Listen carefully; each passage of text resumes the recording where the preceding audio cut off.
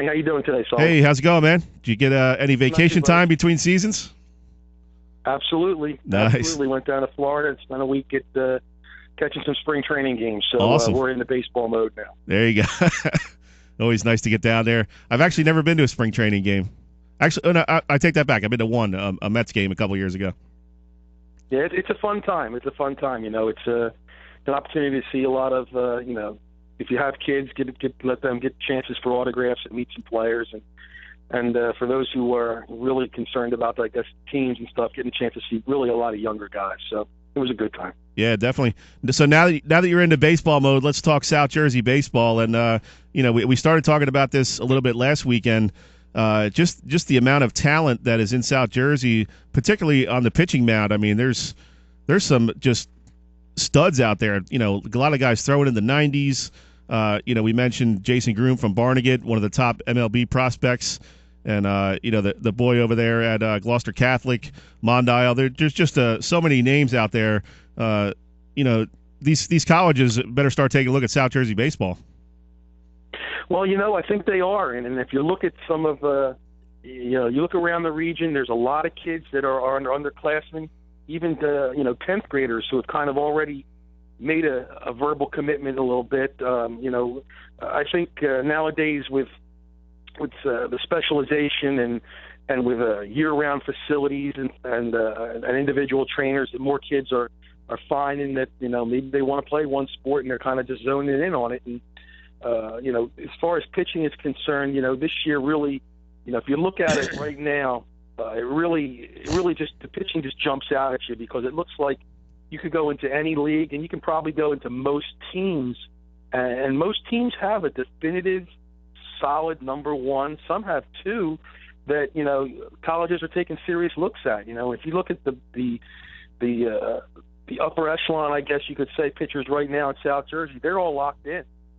They've got some college decisions already made, and most of them have had them made for more than a year. So I think the colleges are out there. I think a lot of it also has to do with the showcase events that these kids are going to at these indoor facilities, and even in the fall and the spring and some other, the off season, quote unquote. A lot of these kids are making trips to down south, and they're participating in a lot of these major showcase events, and that's where the college coaches are picking things up. And right now the pitchers are head and shoulders above the hitters. Yeah, I mean, you take a look at a team like the Prep, St. Augustine. Mike Vasturia going to Maryland, Billy Chilari going to Duke. I mean, they're always a tough team, but even more so this year. Yeah, I think they'll be a tough team, but even in that respect, I don't think right now, I don't think they're even the best team in the Cal. I think you have to look at Ocean City as being the number one team in the Cal right now, and that's a team that's absolutely loaded. Sean Mooney's going to go to St. John's, and he's been locked into St. John's for 3 years already. And you got some other kids, the Arnold kid, and the third pitcher, I believe, is going to Southern New Hampshire. I can't pronounce his last name, but Ocean City's got three lively arms on their team, and they've got depth in a lot of other positions. So while St. Augustine has been a very good program for for many years, and has some produced some top-notch college talent, I think this is the year that Ocean City is really the team to watch in the Cal. Yeah, and speaking of the Cape Atlantic League, I mean, you can't sleep on Mainland. They got Kyle Gerace. Even teams like Egg Harbor Township and Absegami, they're younger squads, but Egg Harbor Township has a kid named Brandon Riggs that can keep you in the ball game, and they're always scrappy teams. And even on the other side of the conference, Buena Regional, Cedar Creek has some good athletes. So it's going to be an exciting season in the Cape Atlantic League for sure. Yeah, I think the Cal does, like you said, the Cal does have some serious teams this year, and you look at and you haven't even mentioned Millville. And yeah, Buddy Kennedy, sure. Buddy Kennedy's only a junior, and Buddy Kennedy's he's already made a verbal to North Carolina, which is one of the top 5 teams in the country. So there's talent there. Like we said, the pitching talent is there, but there's also a lot of talent in the position players. Have you seen a time like this, in your time at the Courier Post, where there's this much talent across the board? Not even just pitching, but position players and all these teams it's going to be tough to win. Forget a sectional title, just your own conference. Yeah, I mean, you're going to have. I think this year you're going to have a lot. There's going to be a lot of parity. You're going to have a lot of teams knocking off each other. You know, a division winner's not going to go 8-0. I don't think. I think a division winner this year may go, you know, a 5-3, a 6-2, with a lot of teams really battling for that title towards the end of the season. You know, it's been a long time for me that I could see. I can sit back and look and kind of go from top to bottom in South Jersey and say, you know, there's really a lot of baseball talent out there. I mean, the thing that kind of jumps out at me the most is you have to go back. I believe it was in the mid to late 90s where I think there was 7 or 8 South Jersey kids taken in the draft that year, and you know, straight out of high school. And you know, not that I think that's going to happen this year, because I think that this year, I think the better kids are more geared towards being very good college players. I don't think there's a whole lot of kids right now ready to take that next step, that big jump to the professional level. I'm sure there's going to be some kids that are going to get drafted, and teams are going to take a couple shots at them. But I don't think, you know, there's an overwhelming number that are going to fall in there. But the overwhelming number of kids that are going to go on and play it at the college level, you know, I can't remember a list as long as I see this list right now, and it's only going to get longer.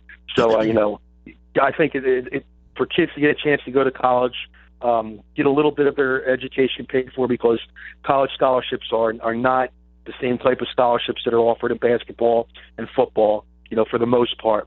You know, so they get a little bit of their college paid for, and they get to play baseball for, you know, 4 more years. So it's a great opportunity, and you know, it's nice to see that so many kids in this area are going to get that chance. We're talking with Kevin Minnick, sports reporter for the Courier Post. Kevin, what do you attribute this sort of resurgence in high school baseball in South Jersey? What do you attribute that to? I think, like, you know, what I got to a little bit earlier, I think the fact that a lot of these kids are finding that, you know, they can play baseball year-round, and there are places, you may not necessarily be playing a full-out game, but there are places you can go to work on your game, to throw bullpens, to take batting practice, indoor places where you can work on your fielding. There's just many more facilities now out there, and there's more opportunities for these kids to work with individual instructors so that they can be in baseball mode, you know, 365 a year.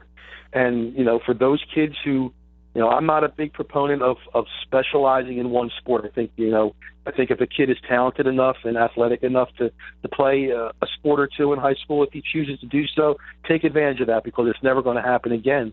But there are those kids that have found their niche, especially the pitchers, who, you know, that baseball might be, they love baseball to the point they are willing to just play baseball.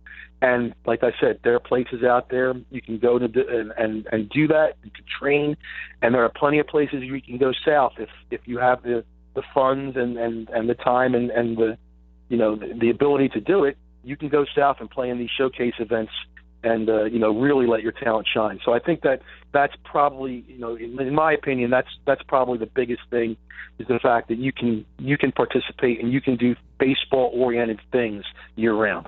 Yeah, and I think part of that too is the emergence of sort of these super travel teams, you know, like the Sand Sharks, the Arsenal, the Niners. I mean, some of these teams, they kind of load up. All these guys know each other from playing summer ball in sort of these super teams that go around. They travel out of state and everything, and that's got to have something to do with it. You get, you know, 5 or 6 of these guys on a team in the summer, and you're really dominating everywhere you go. Absolutely. I mean, you've got, you know, you go back, I don't know, maybe 10, 15 years, and when a team from outside your area came in, you know, maybe a tournament team or something like that, you didn't know a whole lot about them. Nowadays, these kids, oh, I know him. We played in this tournament. We were on the same team here, there. You have kids traveling. You know, as an example, Denny Brady out of Buena last year. He played on an AAU team that was based out of Trenton. So, I mean, these kids are traveling to different.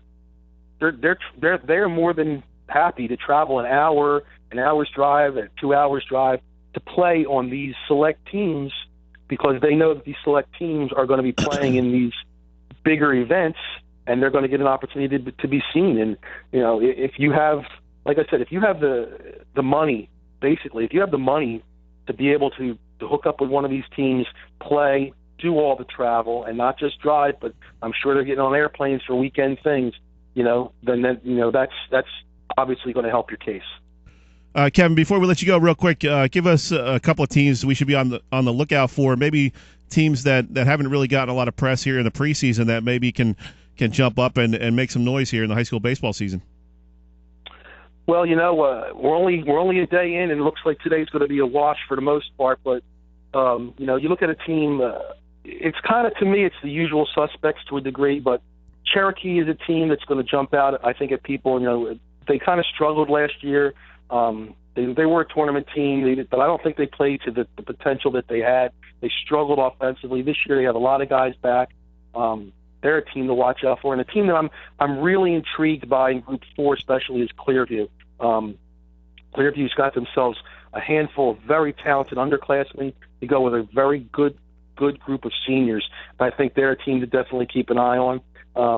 You don't cast away Williamstown because they lost a bunch of their seniors. They've got Tyler Apt and Denny Bentley.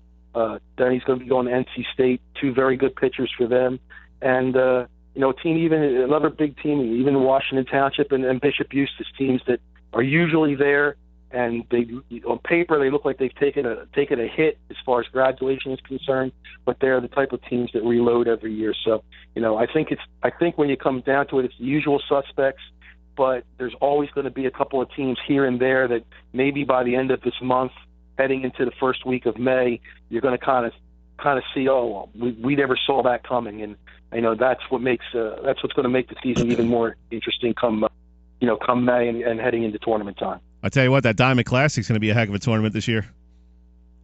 Hey, to earn an automatic berth in the Diamond this year, you're going to have to be very good, and to get those at-large bids, it's going to take a lot of thought by those of us on the staff that kind of put together that tournament. And I think that this year, this Diamond, if these teams on paper turn out to play like they are on paper, this Diamond Classic could be probably one of the better ones in a long time.